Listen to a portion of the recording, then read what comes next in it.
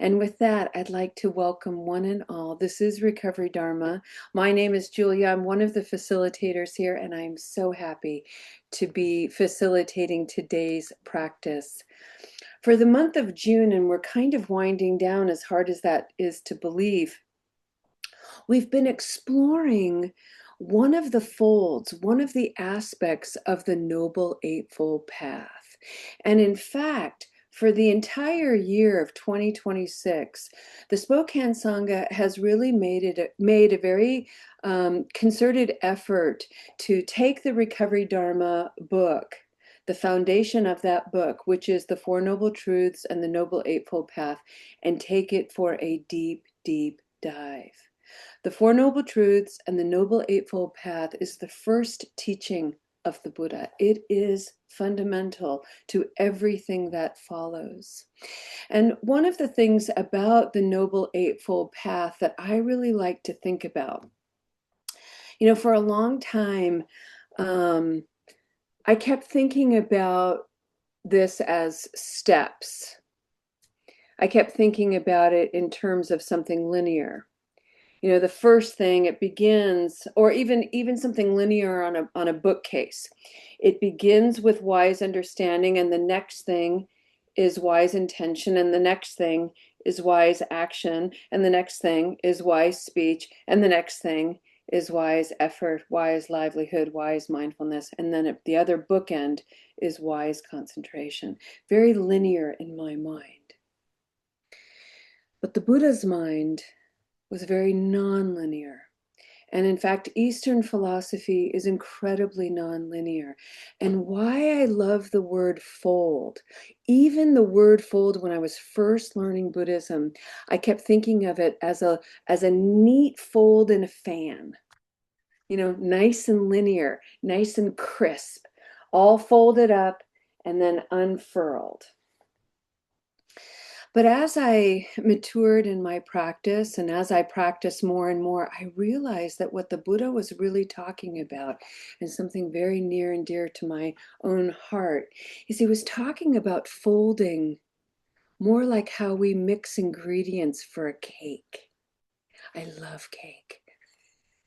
So thinking of the Noble Eightfold Path as folding ingredients like making a cake was just lovely to me. But that's really what it is we fold in wise understanding with wise intention, with wise action, with wise speech, and so on. And all of that mixed together is this beautiful, awakened human being. Not a human being floating above the mess and the misery, but a human being grounded and anchored in the reality of life, able to face all of the beauty and the brilliance and the wonder and the mystery with as much solidity as the horror and the sorrow and the mistakes. And that's what it is to be awake, to be alive, to be present. And so today we're going to look at that second ingredient, wise intentions. And we're going to look at it using a very real example that we're going to kind of take apart and try to understand. And one of the things that I have been talking about all month long as a way of gaining access to wise intention, what are my intentions? What are your intentions? Is to create some space around that action, around that interaction, around that event. So today, the intention that we're going to play with is something that we've all heard, and even something that we say, which is just let it go. Just let it go. Great. Easier said than done, right? Just let it go. That thing happened, just let it go. So, my question is, how easy is it to just let go? And what happens when we can't, or when we don't, or when it comes back and revisits us and we thought we let it go, but we didn't. What do you do? So just letting it go is easier said than done. So how do we create an action with that intention? I just want to let this go. I just want to put this down. I just don't want this thought, this rumination to be so preoccupying. How do I put it down? What is the action? And you know, the answer is the first fold, wise understanding. That's the action. To take a moment to give oneself, myself, some time and space to understand the conditions of what just happened. What are the conditions surrounding this thing that I just want to let go? That's the action. And actually, that's the practice. And we're going to do it today. Yesterday, I want you to know that we had a participant in our meeting, first time ever here. I did not recognize this individual. And this individual showed up and at the very beginning of the meeting decided to write a message in the chat that began with, "To be honest," which is always a red flag. To be honest, to be honest. And then what followed was criticism about me. I talked too much about myself. I was failing as the leader of the meeting because I was talking too much about myself. And that the general energy of the meeting was not for him. And then he left. Now, what that does that whole action is basically somebody throwing a turd into this space and then leaving. That's really the energy of it. That's really the thing, right?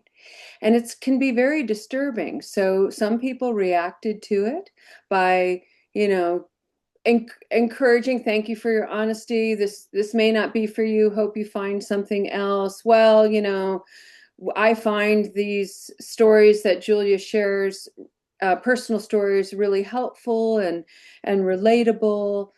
When really the whole scenario of this, what is the intention of somebody coming in, sharing, "I'm going to be honest." That's a positive. Thank you for being honest. They have a perspective. That's always beautiful. I love that and I encourage that. However, what followed was somebody who showed no capacity to own their own mind. What happened was everything was a projected outward point of view. So took no ownership for their own feelings. "I'm uncomfortable." And instead, what came out was, "You are doing things that are making me uncomfortable. So you need to change so I can be more comfortable." So that's blame. And then this individual went ahead and mansplained what it was like to be a leader, or what a leader should look like. And then didn't have the resilience to stay and have an actual conversation. So just left. So you have to wonder about what is the intention, what is the motivation for somebody to come into a space, vomit, and then leave for everyone else to clean up. All right? It's not pleasant to work with that. Not pleasant. Yet it's such great fodder for practice, isn't it? It's like, ooh, this is so juicy. How does that make you all feel? Right? So let's sit with that for a little bit. How does it make you feel? Even me sharing that. What are you feeling? So, let's create a temple of mindfulness, shall we? And let's use the 4 foundations of mindfulness. And each of you is creating your own temple, which for me, how many are there's almost 50 of us, 50 temples of mindfulness. Ah, doesn't that sound beautiful? Okay, so how we're going to do that? Close your eyes. Sit nice and tall or lay down and get really relaxed, however you want to be in your body. And then come to the first foundation of mindfulness, the first wall of your temple, the first place to build this sanctuary for yourself. And it is your body. So, how does your body feel having heard my reflection? When I first read that comment, I didn't see it until after my meditation. And I didn't see the other comments until after my meditation. And my first reaction was an increase in my heart rate.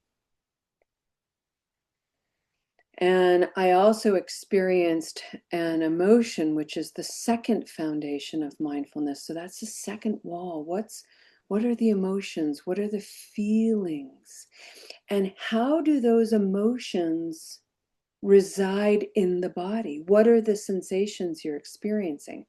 So I felt my heart rate go up a little bit. And then I got this kind of wave of incredulous righteousness that soured my stomach briefly.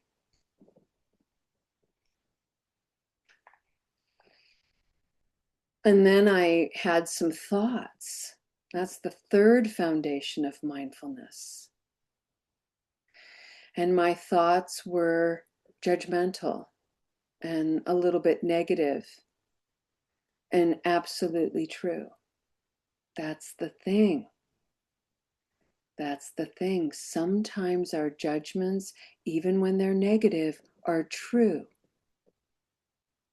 and not the whole truth. Momentarily, I was focused on just those single negative judgments. I wasn't ready to quite entertain the truth of the situation. I just wanted to honor what are some of the judgments that were coming forward for me.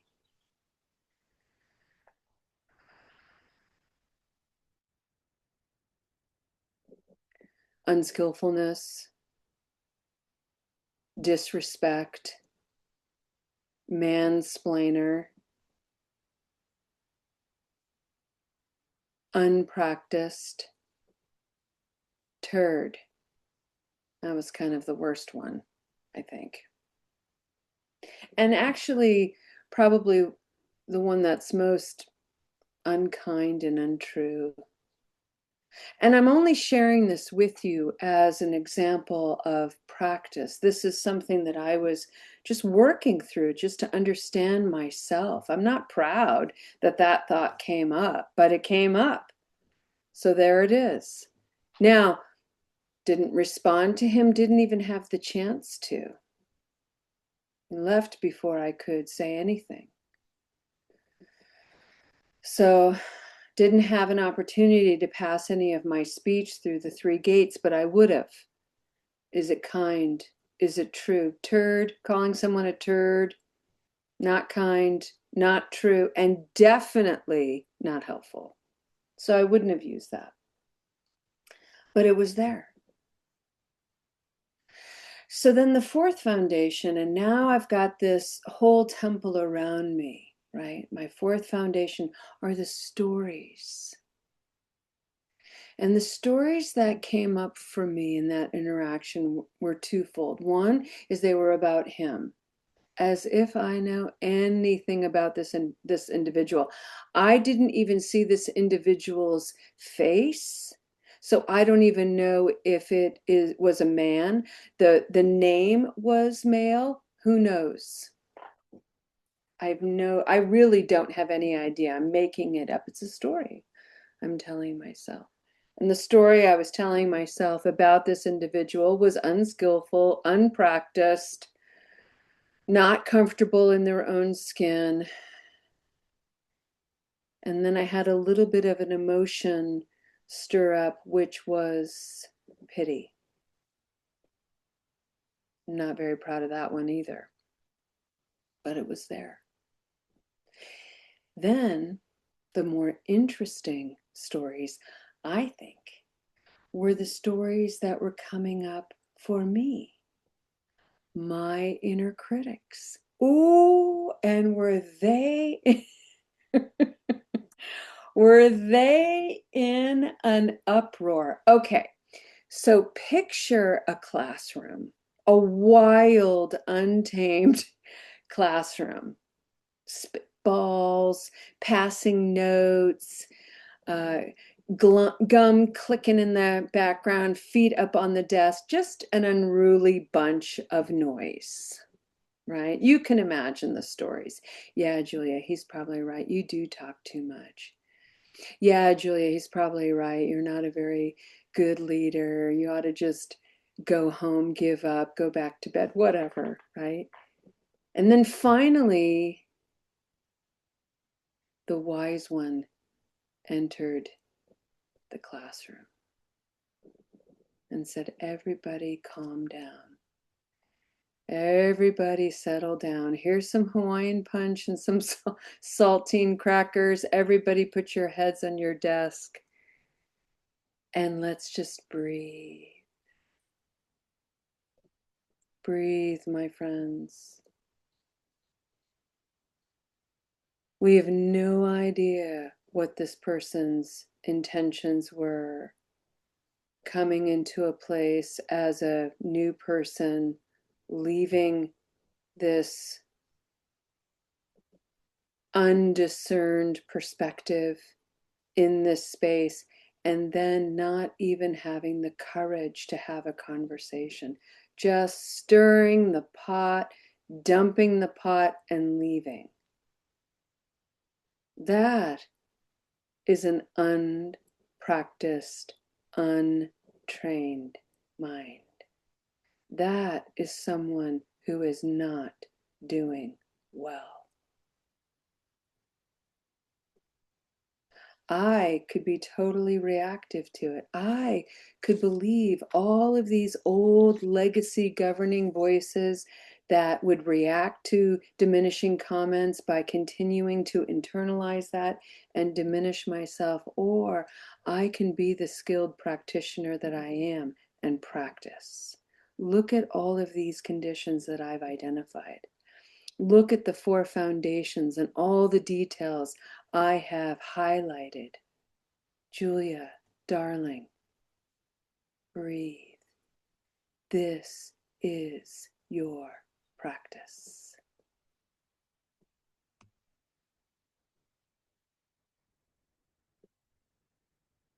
This is simply a wave trying to knock you down.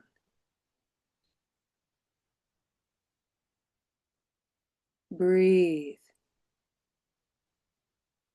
and stay mountain solid. Breathe and stay mountain lake still and reflective. Mirror the beauty of this practice alive in you.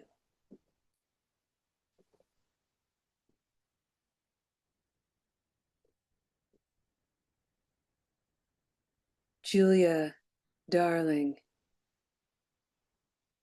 radiate the light of Chenrezig, the Buddha of compassion, thousands and thousands and thousands of arms and hands extending from this Buddha's body, radiating the light of compassion. May it go in all directions. May one little ray of light find this individual and guide him home to his own temple of mindfulness.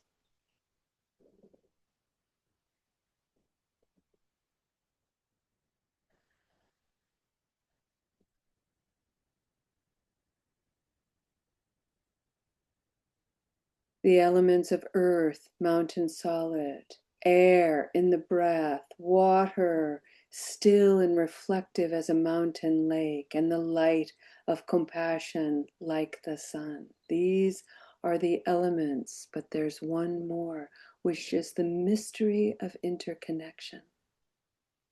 We are all, each of us, connected. And we learn so much from these interactions, but we can only learn if we take the time to understand these conditions. And when we do, whew, on the exhale, let it go. Just let it go. Breathing in, space to understand. Breathing out, the intention to let go. Breathing in, the solidity of a practiced mind. Breathing out, a peaceful heart.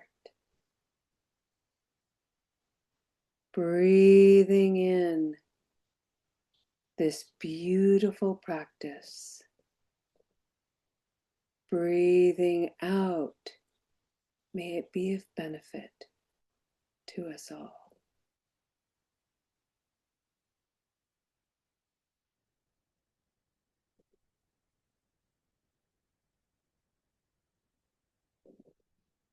And we'll do just a moment of integration before announcements and the dedication. Are we on, Michelle?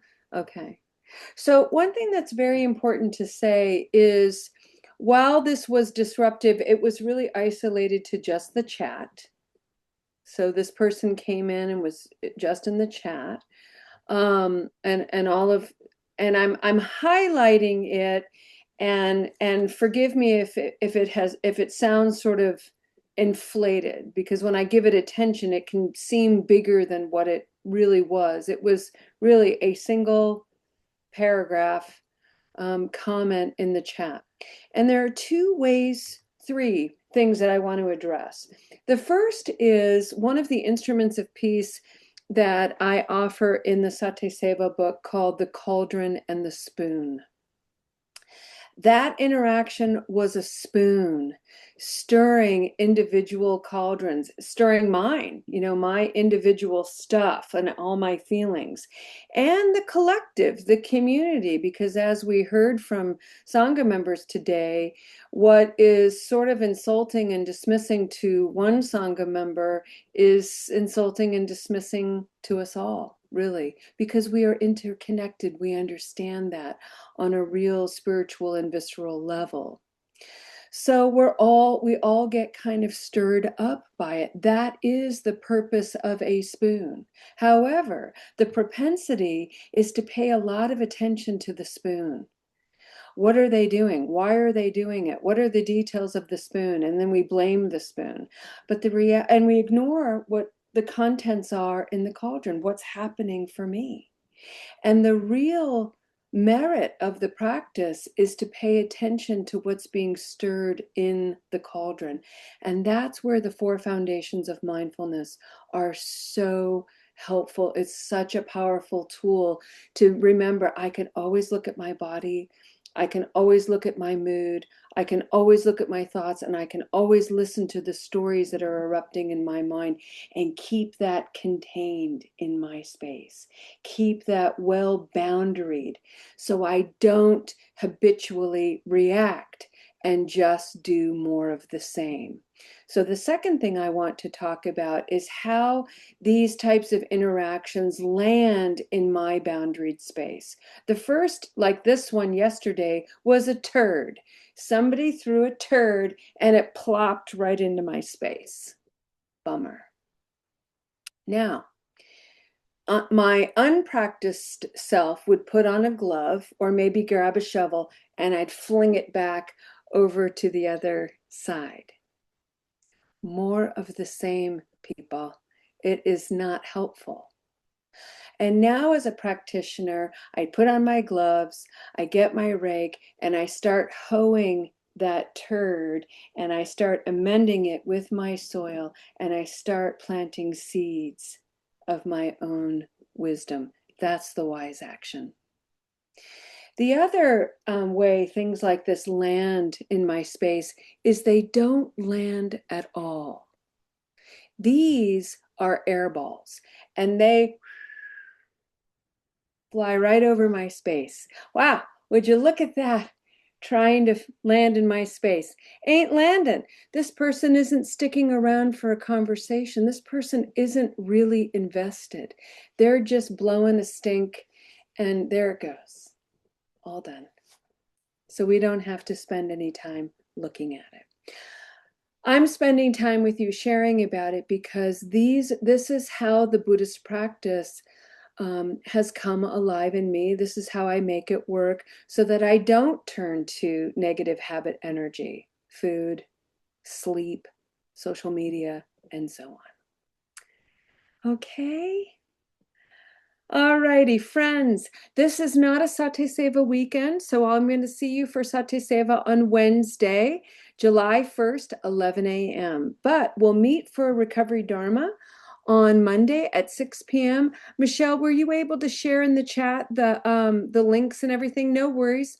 Michelle's going to put in the chat the link to Soul Center so you can see our schedule for Recovery Dharma meetings Monday through Friday, and Satyaseva we meet 4 times a month. And I do have a very special announcement that I put in the chat with the link to Buddhist Recovery Network. So Buddhist Recovery Network is putting on a conference in October, that first weekend of October, October 4th, and it's all about cultivating radical kindness. And I'll be teaching a workshop on the Balaklohe, and I'll be offering Satyaseva meditations daily. And we're going to be, those meditations and those gatherings will all be about the cultivation of instruments of peace. And for those of you who are new to the Spokane Sangha, you heard many of the instruments of peace that we practice all the time. One of them is, would you look at that? Another is, well, that's true, and not the whole truth. These are powerful, powerful tools that we can practice and employ whenever we stumble or come across a challenge, which is probably daily because we're humans. Okay, so that's happening. And if you want to get a little retreat with me, come meet me in Oakland, California. That'll be so fun. No pressure to our California Sangha members, but I am going to demand that you be there. I won't, but I'll just put a little bit of gentle pressure. And even Oregon folks, come see me, come play with me. It'll be so great. It should be a pretty small conference. I think they're hoping for maybe 100 people or so, so it should be a pretty intimate environment. If you're not familiar with the Buddhist Recovery Network, this is a really wonderful organization, nonprofit organization in the United States that's really like a hub. They really try to connect people with all kinds of Buddhist-inspired approaches to recovery, and they have wonderful, wonderful teachers and offerings and so on and so forth. So I'm very honored to be a part of their conference in October. Email me with any thoughts, questions, concerns, and with that, let's go ahead and end our practice today with a dedication of merit. Oh, I hear my puppy Badger barking in the background. They're getting so big, you guys. So amazing. Breathing in the merit of this practice. Breathing out its clarity. It is simple to have an intention to just let it go. And one of the most beautiful and sacred paradoxes that we encounter being human is often the most simple things are the most profound. To let something go is an easy thought and a profound action that requires skill, practice, resilience, wisdom.